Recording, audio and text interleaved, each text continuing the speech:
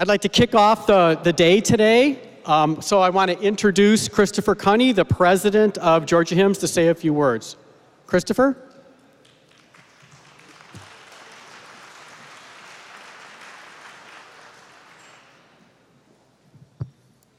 Good morning. On behalf of the Board of Directors and members of the Georgia Chapter of Hymns, we're very excited to welcome you to our 8th annual Georgia Healthcare Trade Fair and Regional Conference. This year's forum will be hosted, obviously, at the magnificent Georgia World Congress Center, and we want to thank our hosts for creating such a beautiful venue for us to have our session today. Georgia Hymns' mission is to advocate, educate, and collaborate for the advancement of healthcare information technology in Georgia, and this event supports that mission. In addition, we strive for the overall mission of our organization, which is to globally lead endeavors, organizing health engagements and care outcomes through information technology. I'd like to take a moment to recognize the members of our executive board, which are sitting to my left, and the committee chairpersons. Would you guys please stand and be recognized?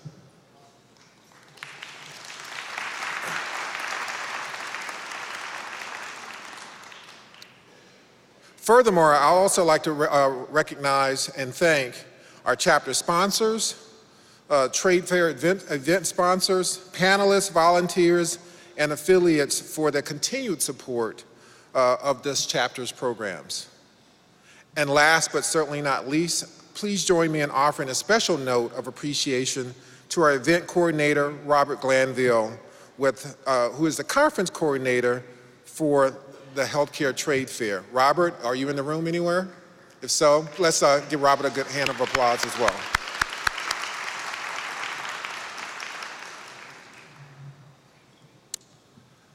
During the initial planning of this year's conference, we decided to focus on the topic, survival in the new healthcare ecosystem.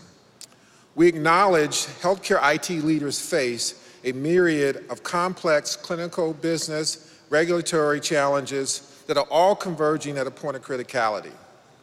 Our leaders are forced to juggle priorities such as ICD-10 transformation, maximizing EHR investments, creating platforms for analytics, mobilizing points of care solutions, and commoditizing core infrastructures, just to name a few. The agenda is packed with thought-provoking educational sessions supported by our industry-leading thought leaders. Local and national healthcare IT leaders, state legislators, federal agency, and industry professionals will provide you with valuable insights today on these most important topics. And in the tradition of the previous conferences, we've created this beautiful venue to allow our sponsors and our vendors to collaborate with our providers on the technologies that will make a difference in their organizations. So in closing, I'd like to thank each of you for taking your time out of your busy days to come and spend time with us and support this wonderful event. Thank you so much, and I encourage you to take full advantage of all the sessions today. Please take advantage of all the vendors who have wonderful things to share with you, and take advantage to network with each other as well and share insights. Now, I'd like to introduce Lieutenant Governor Casey Cagle, who will deliver the welcome address for us today. A successful entrepreneur and respected former state senator, Casey Cagle made history in 2006 by becoming the first Republican ever elected to Georgia's second highest office. In November of 2010, Georgia voters overwhelmingly re-elected him, returning him to the Lieutenant Governor's office for another term. Born and raised in Hall County, Casey is the son of a single mother. Though there were lean times growing up, he received love and devotion from his mother, who instilled in him the values of hard work, dedication, and an enduring love of God. These values continue to sustain him to this day. A talented athlete, Casey graduated from Johnson High School and attended Gainesville College and Georgia Southern University. When a sports injury ended his dreams of playing college football, Casey returned home to Hall County to start his first business venture, a small tuxedo shop. He later grew to be a leader in banking and real estate industry in the Northeast Georgia. In 1994, at 28 years of age, the people of Hall County chose him to be their representative in the state legislature. Casey faithfully served in the Senate for 12 years until his ascension to the office of Lieutenant Governor in 2006. During the time as state legislator and later as Lieutenant Governor, Casey sought to bring free market solutions to healthcare issues by advocating on behalf of communities, supported safety net clinics, expanded immunization projections to doctors and nurses, and selflessly volunteered time to care for the uninsured. Additionally, he launched the Georgia College and Career Academy Network, a partnership between local community leaders, school systems, and the Georgia technical colleges. The college and career academics provide a relevant and rigorous curriculum aimed at preparing students for highly skilled 21st century workforce jobs. Notwithstanding his many accomplishments in the private and public life, Casey is most proud to be a husband and father. He has been married to Nadia, his high school sweetheart, for 26 years, and they are the proud parents of 3 sons, Jared, Grant, and Carter. They live in Chestnut Mountain, and they are active members of Blackshear Place Baptist Church.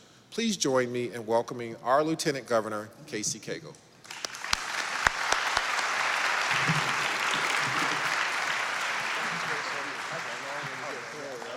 That's good. Well, Christopher, thank you very, very much for that wonderful introduction. I think they gave him the long bio, so I apologize for that. But it really is great to be with each of you here today and to see not only a wonderful turnout, but such great expo that allows not only each of you, but me an opportunity to see the great things that are going on. You know, when I was asked to come and speak to you this morning, I was thinking about obviously all the things that I could talk about. And one of the things that, you know, with it being an early morning and some of you probably not fully awake, that maybe it might be good to give you a little quick story that you might find possibly humorous. I had a neck surgery about 3.5 years ago that Emory, I did at Emory, and it was a degenerate disc and kind of a scary situation, but long story short, everything went real well. And as a result of that neck surgery, I was there at home for an extended period of time, really couldn't do anything, and most of you might imagine a person like me, a little bit high, you know, high energy. It's tough to just sit there and not do anything. So I asked the doctor, I said, what about me getting one of these stationary bikes and, you know, riding it for a little period of time there at the house? And he said, yeah, that'll be fine, just be careful. And I did. And then he put me in therapy, and we started going through physical therapy. And he said, I want you to get in a pool and start swimming to strengthen your back muscles. And so sure enough, I did. And you know, I went back and things were going very well. And I said, Doc, what about on my 1-year anniversary? My 1-year anniversary, I do one of these triathlons. Set that as a goal because I'm already riding a bike and I'm swimming, and the last thing would just be a run. He said, I think that's a great idea. So sure enough, I decided that that's what I would do, and it gave me something to really look forward to. And my guys, some of my buddies said, you know, you need to go to the Tri-Store and get you one of these triathlon uniforms because after all, you swim, bike, and run all in the same uniform. And I says, okay, well, I'll do that. So I went to the Tri-Store and I said, I need one of these triathlon uniforms. And so the guy said, sure, I'll bring one out. And he brought one out. And he brought it out, and it was about this big. It was made out of spandex. Now, what each of you need to understand is I am a man's man, okay? And I don't wear spandex. And all I could think about is going home to my 3 boys and showing them this uniform that their daddy was wearing that really looks like a wrestler. But I said, give me the biggest size you've got, and I did. Well, I got the uniform, and obviously I tried it on there at home, and I looked completely ridiculous. And I thought to myself, you know, how am I going to do this in this uniform? But the comforting thing is I got to the day of the event, and I got there early, and I looked around, and there were 100 other guys that looked just as stupid as I was. So that was comforting. I got to the swim, everything was going great, got through that, got through the bike ride, and I was feeling so unbelievably proud of myself. You know, I'd come through this difficult time and the surgery and rehabilitated, just gotten in great shape, feeling really, really good. And I get to the run, and I'm almost done. And here comes this guy running up beside me. And he does one of these double takes, you know, like this. And he says, aren't you the Lieutenant Governor? And I hate to tell you this, but I just had this sense of pride because I knew he was going to brag on me. And I said, well, yes, sir, I am. And he says, I'm passing the Lieutenant Governor. I'm passing the Lieutenant Governor. I mean, so if any of you want to know what it's like to be the Lieutenant Governor of the state of Georgia, it's filled with humility, okay? So, but it truly is great to be with you here today. And you know, there's so many great things that are going on, particularly here in our great state. And technology is really changing the way we do business. And you know, one of the interesting things that I read not long ago that really gives us a perspective, I think, on the way technology and the way our buying patterns are changing is Home Depot. And this is a retail analogy, but Home Depot, which all of us know because we see virtually on every corner, they do $60 billion a year in annual revenue, roughly.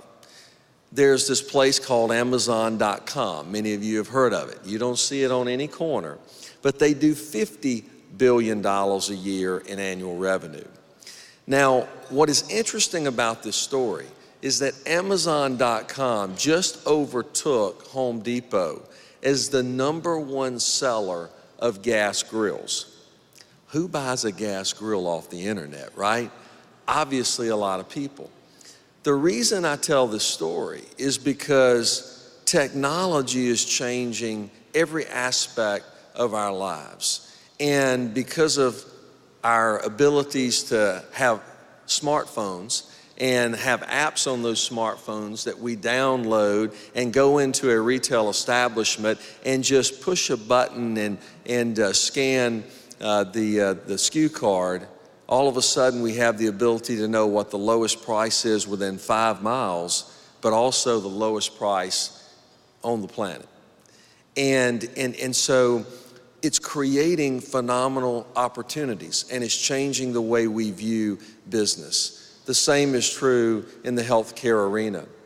The ability to wear telemedicine, which I've been deeply involved in, and the ability for the rural parts of our state to really access world-class healthcare via telemedicine, all at our fingertips.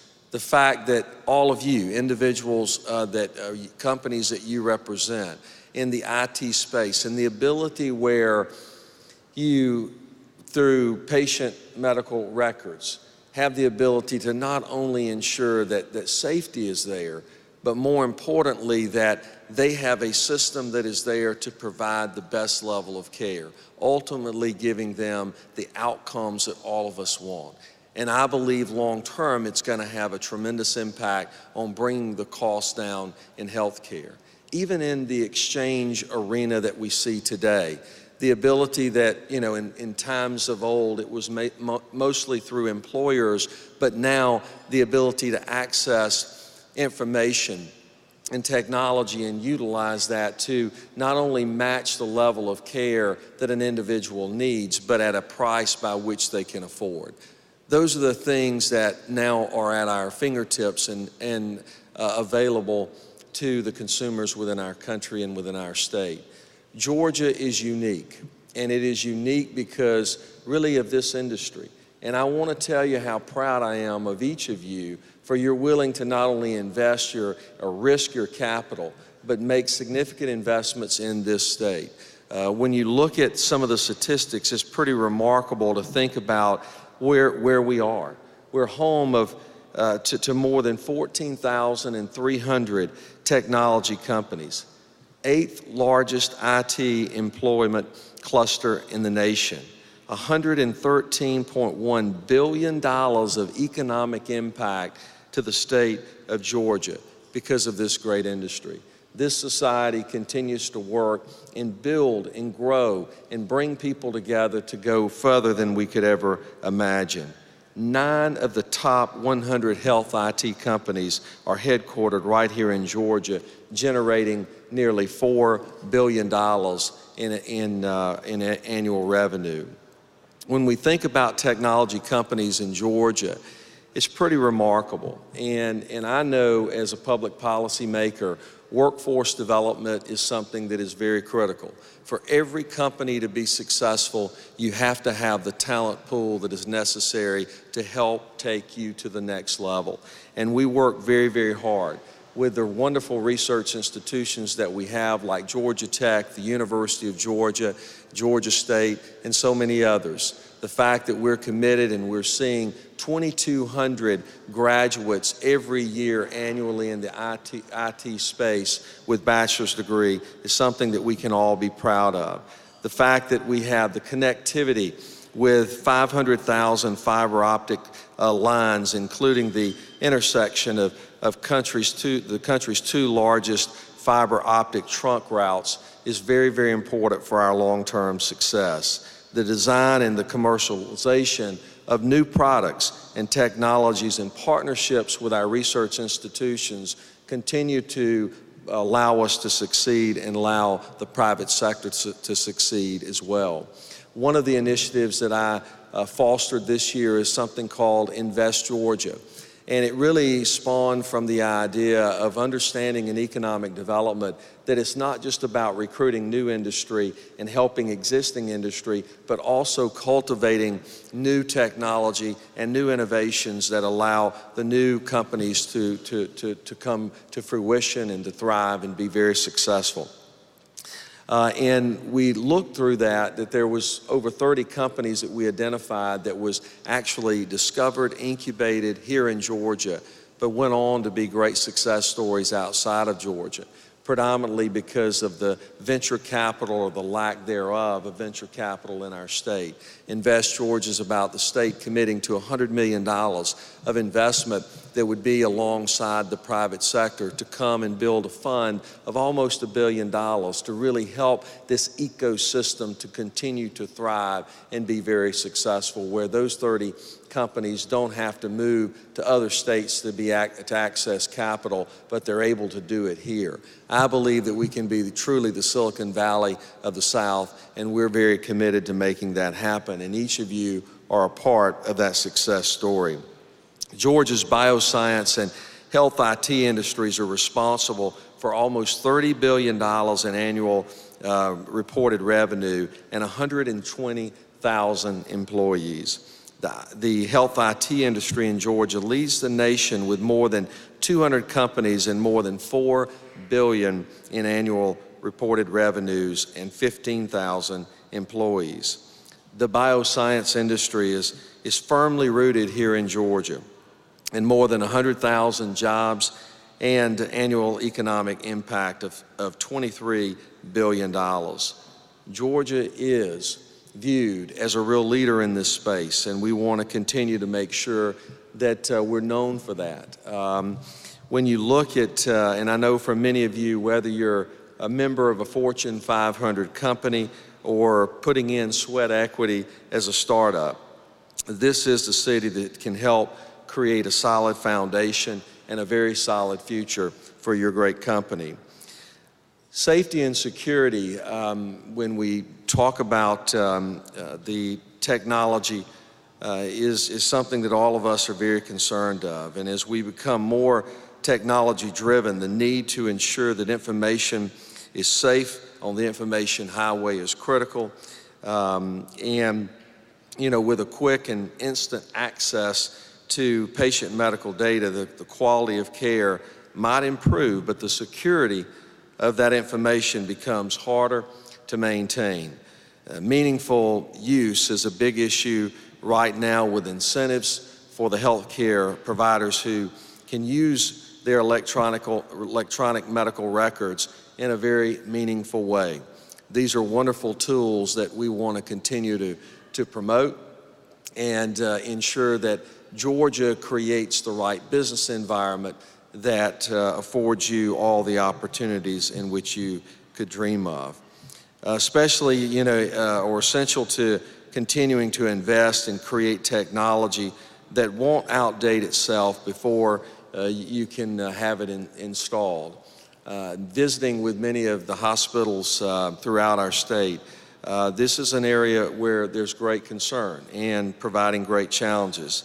You know, technology in healthcare seems to expand hourly, and you may have the state-of-the-art electronic and medical record system today and find that tomorrow that the same system is now defunct, resulting in spending a lot of money to move data from one system to the next. Hospitals can't make those financial leaps every few years and stay in business, especially with the constant drop in reimbursement from payer sources year after year. The industry needs to continue to focus on teamwork and collaboration. I want to thank each of you for the work in the field that you are committed to, and the collectively create an industry here in Georgia that the nation and the world can be very, very proud of. Your society is a society that brings people together to really focus in a specific industry. I am very proud of where we are, and I look forward to where we will become.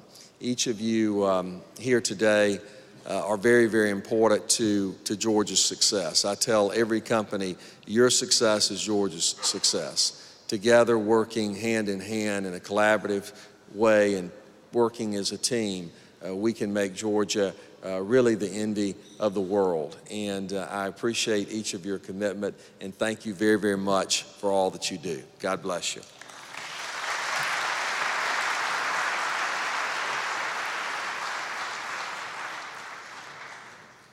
Let's give our Lieutenant Governor another round of applause.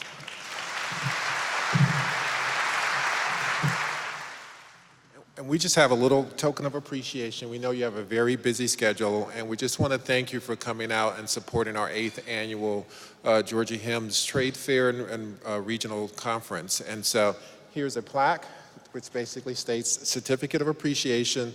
This certificate is awarded to Lieutenant Governor Casey Cagle in recognition of his valuable contribution to the 8th annual Georgia HIMSS Trade Fair and Regional Conference, awarded September 26, 2013. Let's give him one more round of applause.